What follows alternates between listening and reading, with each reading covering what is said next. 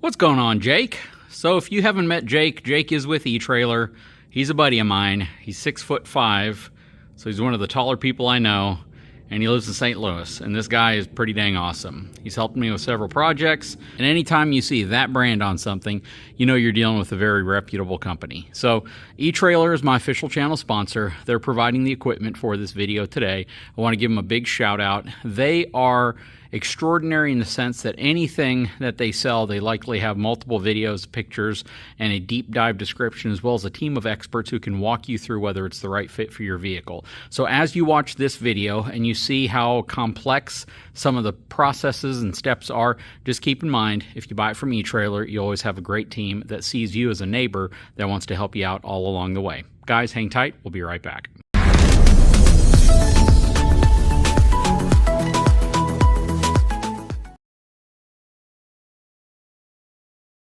What's going on, guys? So we are here in the shop. If you saw the last video on this topic where we are getting the Ford Escape plug-in hybrid 2021 model ready to flat tow with my father's new RV, he has spent the day in here working on it because I had to actually take off on a business trip and wasn't able to help him, unfortunately. That said, what would you kind of rank this on a scale of 1 to 10? Or I guess you know what, how they do the 1 to 5 wrenches in terms of difficulty? 1 wrench being super easy, 5 wrenches being very difficult. What would you rank this? Somewhere around a 4. 4, okay. What was the most difficult aspect of it? You're not completely done, so sorry that I kind of interrupted here, but we wanted to at least get some content on this first. So well, what would you say the most difficult aspect was? The instructions from Roadmaster were really good. I called them one time because I had a question and they answered it immediately. But the hardest part is getting the fascia back on. Taking it off was fairly straightforward. Lots of connectors, as you can see, laying around. But the hard part is getting it back on and getting it lined up. The tow ports, the connection points for the tow bar now are where they should be, and everything seems to be about right, but I'm still not quite 100% done. I have a little bit of torquing to do, and I got to get, I'm having trouble getting one fastener back into the fascia on the passenger side.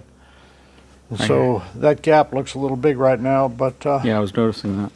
As soon as I get that one done, I'll be ready to button it up and get all the undercarriage fasteners back on like they should be. So this right here, I'm assuming, connects to the tow vehicle, or sorry, the RV. And when you apply the brakes, does it put pressure, or is it just based off of the forward momentum of the vehicle? It's actually the weight of the weight and forward momentum of the vehicle. It's a product called Ready Brake, and is very simple. The hitch on the motorhome has a lever in it that is actuated when the weight of the car pushes on the when the weight of the car pushes, it pulls on that cable and it applies the brakes in the car, and it makes the brake lights work. Everything works. It's a really simple system, and I like it. I've used it on 2 other tow vehicles before, and it works flawlessly. There's just no moving pieces or anything other than the cable. It really makes common sense, and I like it. What about the turn signals? How do you actuate turn signals? Well, temporarily, I'm going to be using the magnetics unless I can get the wiring harness that we have installed, so it'll use the car's tail lights, but haven't got that far yet. Okay, and I suppose you just run that underneath the vehicle all the way to the back, and then does it wire into the tail lights, or where does it wire it in? Well, the cable harness it'll terminate right here, right near where that cable is sticking out. In fact, there's a little bracket that Roadmaster has already provided to mount the electrical connector.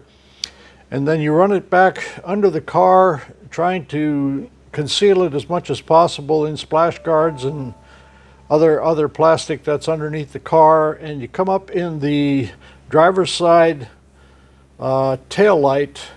There's a plug in the bottom that you take out, and you can bring your wiring harness up through that plug, and then it connects directly to the, there'll be some diodes to install that will allow it to use the car's taillights without backfeeding the battery to the motorhome.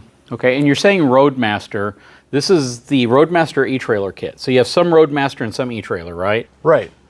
Like I say, the only issue I've had is, you know, it's kind of a two-man job to put the front fascia back on, but I have been able to get it. It's just been rather tedious. Wraps around a lot of foam, doesn't it?